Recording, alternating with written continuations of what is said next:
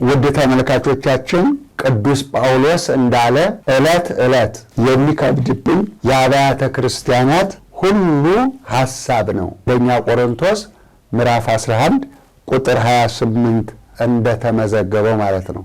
እኛም ዕለት ዕለት የሚያሳስበንና እናንተንም የምናሳስባችሁ ረዳት የሌላችሁ በሳምንት አንድ ቀን የአብያተ ክርስቲያናትን ጉዳይ አቅርበን የገጠር ቤተክርስቲያኗን እንድትረዱ በአስራት በኩራታችሁ በገንዘባችሁ በማትሪያልም በሁሉም ይህ በቴሌቪዥንና በእማማ ሚዲያ የምናቀርብላችሁ ከቦታው ተቀርጾ የመጣውን ቪዲዮ ይሄው በቤተክርስቲያኗ በተከፈተው የባንክ ሂሳብ ቁጥር በቀጥታ እንድትረዷቸው እንድታግዟቸው ለእናንተ አቅርበናል።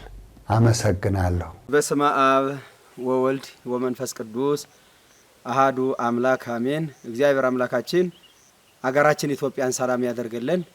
እንግዲህ ቤተክርስቲያን የምታዩት ቅዱስ አማኑኤል ቤተክርስቲያን ነው። የሚገኘው በጅማ ሀገረ ስብከት በፎፋ ወረዳ ኢዲያ ቀበሌ ነው የሚገኘው። ይሄ ቤተክርስቲያን የሚገኘው እንግዲህ ያው እንደምታዩት ልም ያለ ጫካ ውስጥ በረሃ ውስጥ ነው። ታሪካዊ ቤተክርስቲያን ነው። አገልጋይም ብዙ የለውም። አማንያን የበዙበት አላውያን የበዙበት ቤተክርስቲያኑን ብዙ ጊዜ አገልጋይም እጥረት ያለበት በመሆኑ አገልጋይም እንዲገለገል ምእመናኖቹ ከአማንያን እንዲጠበቁ እያንዳንዳችን ድርሻችን እንድንወጣ በጎ አድራጎት ቤተክርስቲያን የሚያገለግሉ አባቶች እንዳሉ እናውቃለን። ቤተክርስቲያንን በበረሃ በየትኛውም ቤተክርስቲያን እየዞሩ አማንያን ባሉበት ቦታ ላይ ኦርቶዶክሳውያንን ከተለያየ ፈተና ውስጥ እያወጣችሁ እስከሆነ ድረሳ ይህን የምታዩ አባቶችም ምእመናንም በሀገር ውስጥም በሀገር ውጭም ያላችሁ ሰዎች ይህን ቤተክርስቲያን እንድትታደጉት በቅዱስ አማኑኤል ስም እናሳስባለን። እንግዲህ ቅድም አባታችን እንደገለጹት አሁን ያለንበት ቤተክርስቲያን የኢዲያ ቅዱስ አማኑኤል ቤተክርስቲያን በጅማ ሀገረ ስብከት በየም ዞን በፎፋ ወረዳ ከዋናው ከወረዳ መንገድ 5 ኪሎ ሜትር ከአዲስ አበባ 305 ኪሎ ሜትር ላይ ወደ ገጠር ውስጥ ገባ ብሎ የሚገኝ ቤተክርስቲያን ነው።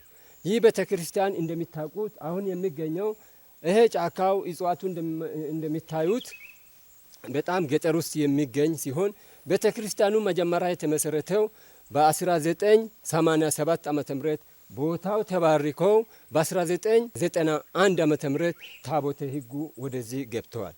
ይህ እንደምትመለከቱት መጀመሪያ ቤተክርስቲያኑ የተመሰረተበት በዚህ አቅራቢያ አካባቢ ቤተክርስቲያን ባለመገኘቱ የአካባቢው ምእመናን የቤተክርስቲያን አገልግሎት የሚያገኘው ከ5 ኪሎ ሜትር በላይ ሄደው ቤተክርስቲያን ወደሚገኝበት አካባቢው ነበረ።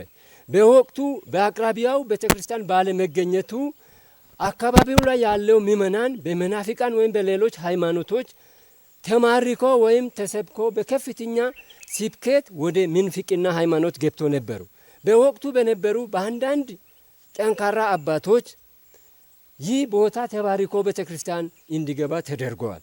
አባቶች እንደገለጹን ይሄ ቤተክርስቲያን የሚታዩት በጅማ ሀገረ ስብከት በየም ዞን ፎፋ ወረዳ ኢዲያ ቅዱስ አማኑኤል እንዳለ ሁሉን ነገር ወንድሞችና አባቶች ገልጻሉ።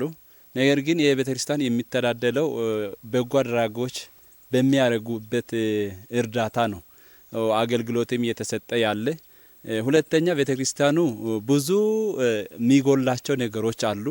ያም ቤተክርስቲያኑ ብዙ ሚሜን ባለመኖሩ ኢያማናዊያን ስላሉ ቤተክርስቲያኑ ላይ መጥቶ በቂ አገልግሎት ለማግኘት ኦርቶዶክሳውያንን ለመታደግ ነው ለወገን ደራሽ ወገን ነው በሚለው እየሰራን ያለ ነው እና ያው በአካባቢው አቅማቸው ስለማይችል አቅማቸው ያደረጉትን ነገር እንዲህ አድርገዋል። አሁን ደግሞ እነዚህ ሰዎች ካልደረስንላቸው በዚህ ሰዓት እነዚህ ሰዎች እንግዲህ ተስፋ የመቁረጥ ነገር ነው ያለው።